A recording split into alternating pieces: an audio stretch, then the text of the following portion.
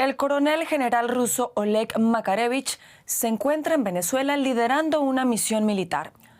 Esto es al menos lo que asegura un informe de la inteligencia de Ucrania que afirma que Makarevich dirige en suelo venezolano la denominada Fuerza de Tarea Ecuatorial con un contingente integrado por unos 120 hombres.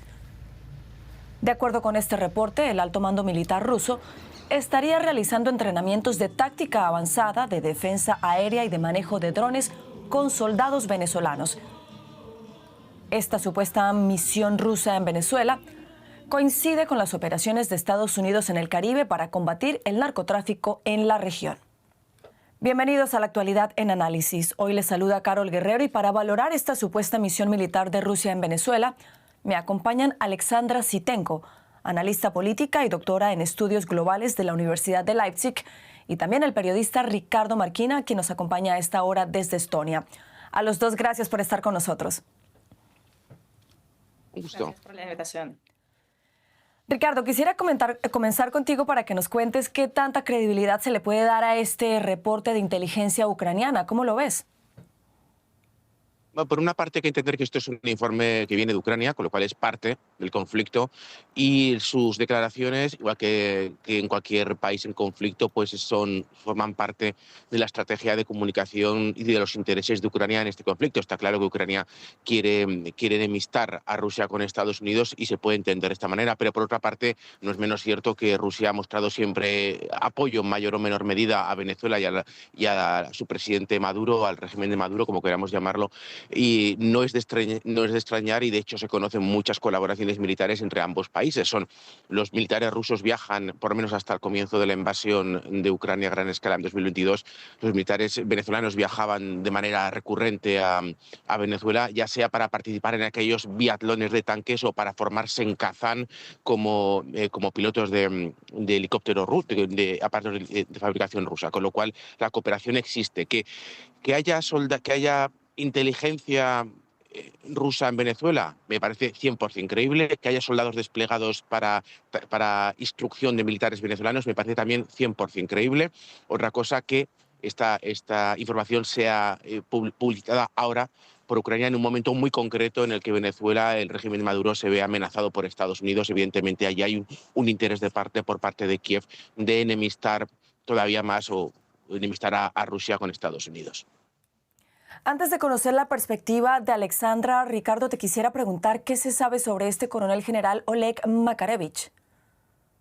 Makarevich es un producto clásico del ejército soviético ruso, formado en los 80, continuó su labor en los 90, fue escalando posiciones y también se fue formando, y su colofón fue que dirigió las tropas en la región de Gerson, donde sufrió una amarga derrota del ejército ruso. Fue cuando fueron expulsados de la ciudad de Gerson. Fue entonces cuando habría sido apartado a modo de castigo, aunque es un hombre muy condecorado por su trabajo de tantos años en diferentes partes del ejército ruso, fue ya enviado a Venezuela a hacerse cargo de estas operaciones, supuestamente. Es un hombre en el que pese a haber sido, digamos, apartado de la línea del frente por esa derrota en Gerson, sí que es un hombre que es valorado dentro del ejército como un hombre capaz, un directivo notable de tropas, y es por ello que estaría dirigiendo esta operación en Venezuela.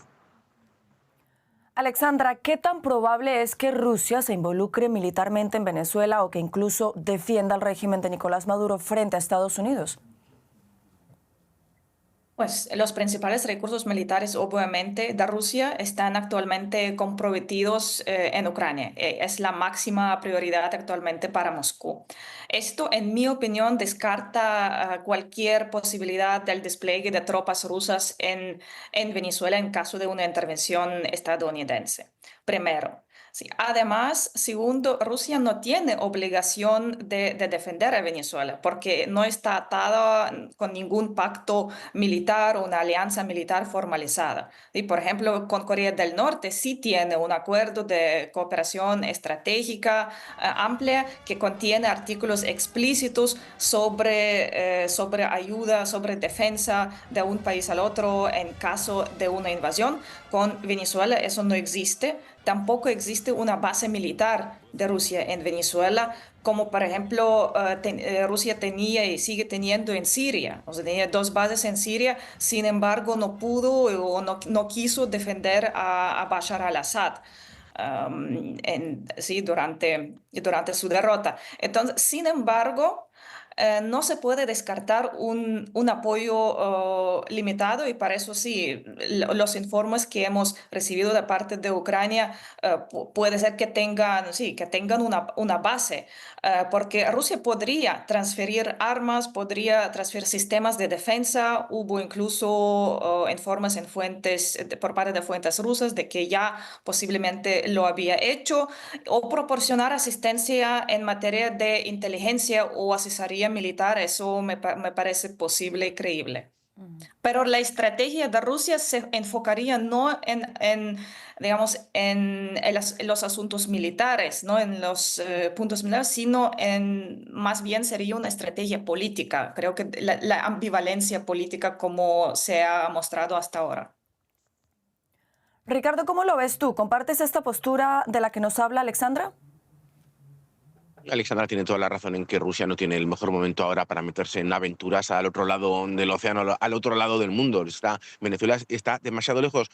Y no solo eso, porque si vemos que Venezuela está lejos, Rusia abandonó a su socio histórico Armenia frente a Azerbaiyán cuando fue Armenia derrotada en Karabaj.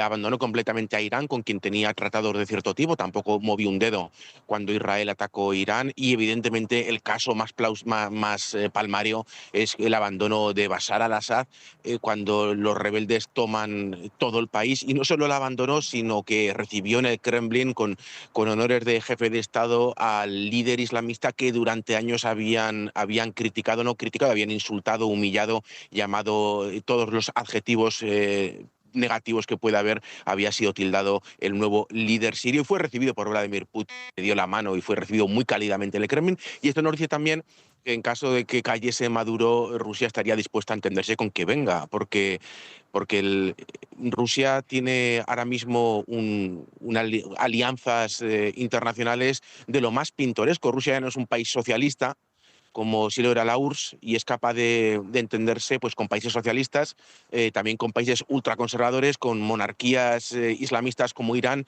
Es capaz de hacer cualquier tipo de encaje ideológico para defender su visión del mundo y no su visión del mundo, sino su posición geopolítica en el mundo.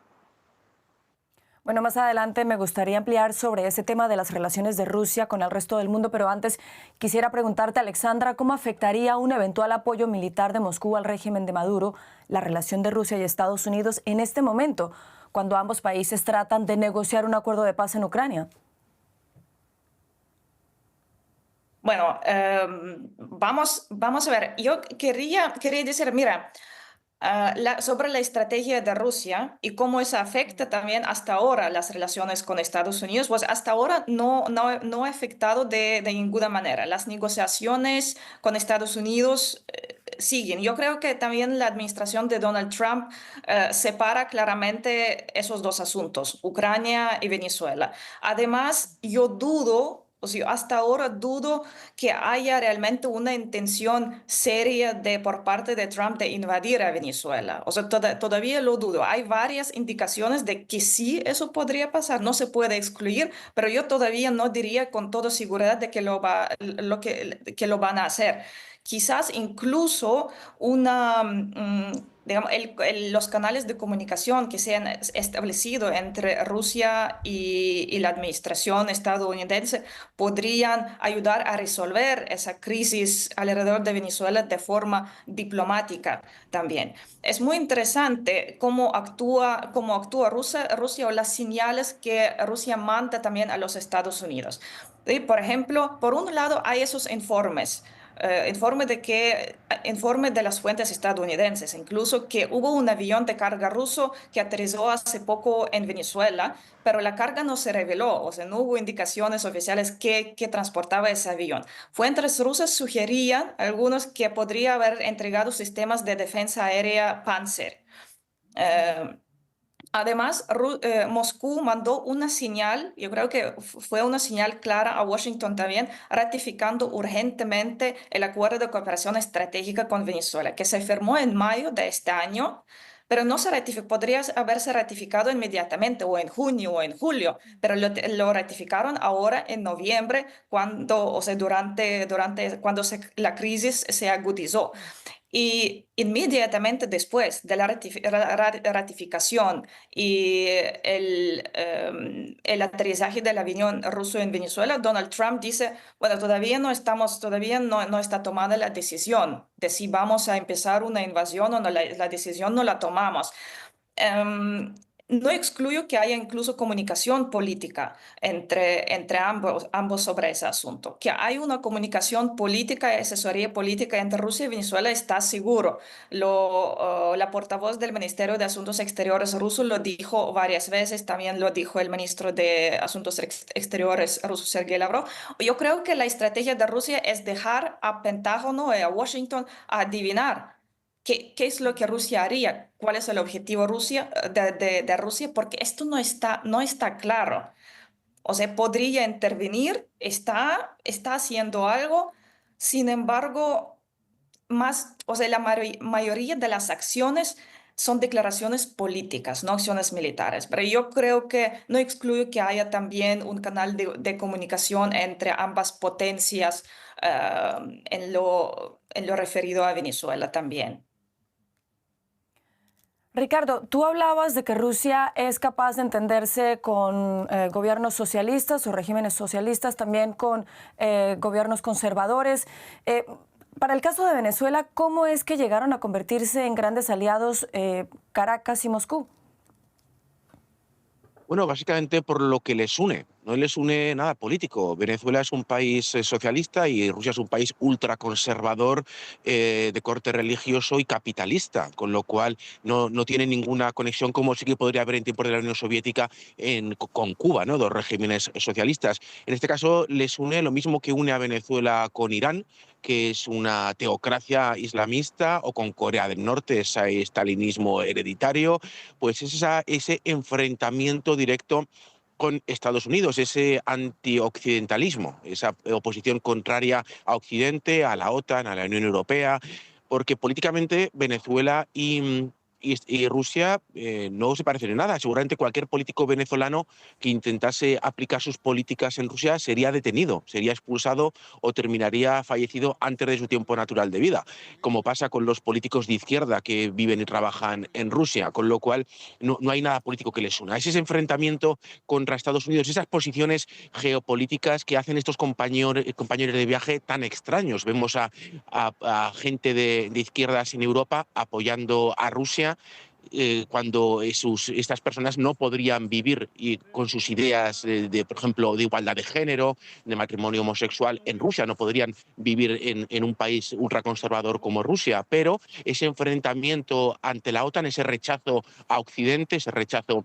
a las democracias liberales, une a Venezuela, a parte de la izquierda europea, a la ultraderecha europea que reniega de lo que llaman wokismo, es la democracia liberal en definitiva, y a Rusia. Y Rusia lo sabe y utiliza sus recursos para influir tanto en Europa como evidentemente en Venezuela. Rusia sabe llevarse bien con quien le conviene. La verdad es que hay que aplaudirle esas capacidades que otros países no parecen tener. Rusia es capaz de llevarse bien con teocracias como Irán, con regímenes socialistas como es Venezuela, o con la dictadura norcoreana. Todo, eso sí, con sus intereses nacionales en el punto de mira. Alexandra, desde tu punto de vista, ¿cómo podría ser la estrategia de Rusia en Venezuela? La estrategia política, militar. Política o militar en este momento, a propósito del tema que estamos analizando, a propósito de esta supuesta presencia militar rusa en Venezuela. Pues es básicamente sí, lo que dije hablando sobre las relaciones entre Rusia y Estados Unidos. Yo digo que la estrategia es más bien política. Mm, Ok. Mira. En el año, hay varios paralelos entre la situación de hoy y la situación de 2019, de cuando también hubo una escalada masiva entre Estados Unidos y Venezuela. Venezuela. Entonces, ¿qué hizo Rusia en aquel entonces? Hubo informes de que Moscú incluso pudo frustrar los supuestos planes de Maduro a dimitir, que hubo informes de que según esos informes Maduro estaba dispuesto a exiliarse en Cuba, pero Moscú le convenció para que no dejase el cargo. Y en aquel entonces Rusia tenía mucho más recursos, tenía recursos militares para intervenir. Sin embargo, el apoyo fue bastante limitado. Hubo informes de que Rusia había mandado soldados, no soldados, mercenarios de Wagner para la protección personal de Maduro, no para una operación militar. Repito, Rusia no tiene una obligación para defender a Venezuela militarmente, tampoco tiene una base militar que complicaría cualquier operación de ese tipo. Entonces, en aquel entonces Rusia mandó sí, una ayuda muy limitado a Maduro. Y hoy en día tiene recursos mucho más, aún más escasos. Entonces yo creo que Rusia va a apostar por una ayuda limitada, ¿sí? Asesorando a los venezolanos, enviando quizás sistemas de defensa aérea, sí, algunas armas pequeñas. Sin embargo, la fuerza decisiva en este momento y en aquel entonces son las Fuerzas Armadas venezolanas. Si las Fuerzas Armadas no están dispuestas a defender a Maduro, ni Rusia, ni China, ni nadie no va a poder defender a Maduro. Sin embargo, Rusia sí está en contacto continuo con Venezuela, con el liderazgo político venezolano, asesorando y tratando de defender sus intereses. Rusia va a defender sus intereses económicos, geopolíticos que tiene Venezuela. Venezuela es un aliado geopolítico, es como... Para Rusia, hace 20 años, Venezuela fue puerta de entrada a Sudamérica por eso sigue siendo un aliado importante, a pesar de todas las diferencias de política interna, en materia de política internacional, es un aliado clave para Moscú porque comparte la misma visión del mundo, la misma visión sobre una orden internacional justa. Sí, es un aliado clave en las Naciones Unidas para Rusia, sí, en la región latinoamericana. O sea, Rusia va a defender sus intereses sí, con recursos limitados que tiene. No excluyo tampoco, porque yo sé que hace años existían ya contactos entre el gobierno ruso y la oposición venezolana, entonces no lo descartaría por completo que pueda haber otros canales de comunicación con figuras, sí, con políticos de la oposición venezolana también. Bueno, a propósito de esos intereses rusos en Venezuela, ¿qué perdería Rusia en ese país ante una eventual caída de Nicolás Maduro, Alexandra? Pues un gobierno de oposición venezolano, yo creo que sí, enseguida haría una reevaluación de los lazos de Venezuela con Rusia y sí, en general los lazos internacionales de Venezuela. Entonces, esa estrecha alineación política que definió la era de Hugo Chávez, Nicolás Maduro, desaparecería. Y Moscú perdería un aliado diplomático clave en el hemisferio occidental. ¿Sí? Sin Mm. embargo, una ruptura total me parece poco probable, porque durante 3 décadas Rusia y Venezuela han construido una densa red de vínculos económicos, técnicos, culturales, y eso sería muy costoso y muy complejo deshacerlo todo, eso no se hace de un día al otro. Otra vez, mira a Siria. Si todo el mundo prediciendo que Rusia va a perder las bases militares, que la van a sacar de Siria, el nuevo presidente visita a Moscú y habla sobre sí, sobre relaciones bilaterales y cómo estrecharlas. Entonces, Rusia es un actor internacional importante y esto es reconocido sí, por fuerzas políticas de distinto color, digamos, en los países latinoamericanos o del sur global en general. Entonces, otro punto importante. Mira, también la reciente ratificación del acuerdo de asociación estratégica ahora mismo puede Mm. considerarse como un intento de Moscú de asegurar su presencia de largo plazo, porque un acuerdo de cooperación estratégica es siempre un acuerdo de largo plazo. Es un intento de largo plazo. Otro Ya. punto importante es que la industria petrolera venezolana está sumida en una crisis profunda, después de también años y décadas de mala gestión, sanciones occidentales que han reducido la producción. ¿Sí? Antes eran 3 millones de barriles, ahora son como 800.000 barriles diarios. Entonces, reactivar esa producción requeriría una inversión de varios miles de millones de dólares.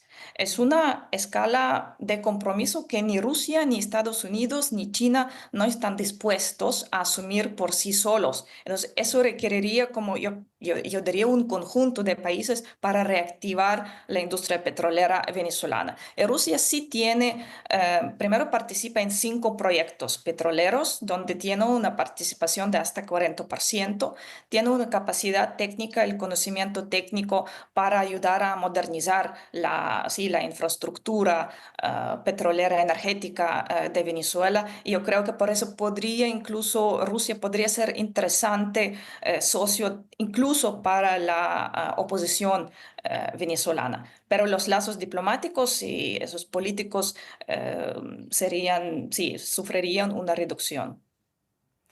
Ricardo, Alexandra nos dice que desde su punto de vista ella descarta que haya una ruptura total con Venezuela, aun si cae Nicolás Maduro. ¿Tú compartes esa opinión?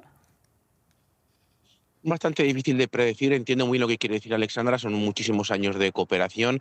En Moscú, hace poco estuve por Moscú y justo tratando el tema de Venezuela y pude comprobar que los lazos políticos son muy fuertes, se valora mucho por parte no solo del régimen del Kremlin, sino también de los ciudadanos rusos, ese acercamiento entre Venezuela y Rusia, siempre buenas palabras hacia Venezuela como compañeros de viaje contra Occidente y evidentemente esto se intensifica entre aquellas personas que, digamos, forman parte del poder o de estructuras del Partido Comunista de la Federación Rusa, que no es poder, pero sí es un partido relevante en la sociedad del país. Con lo cual sí que hay muchos nexos. Evidentemente, si en Venezuela hay un cambio de poder drástico, la tentación de ese cambio de poder, de acercarse a Estados Unidos y alejarse de todo lo que haya sido el régimen anterior, esto es China y Rusia, podría llevar a una ruptura,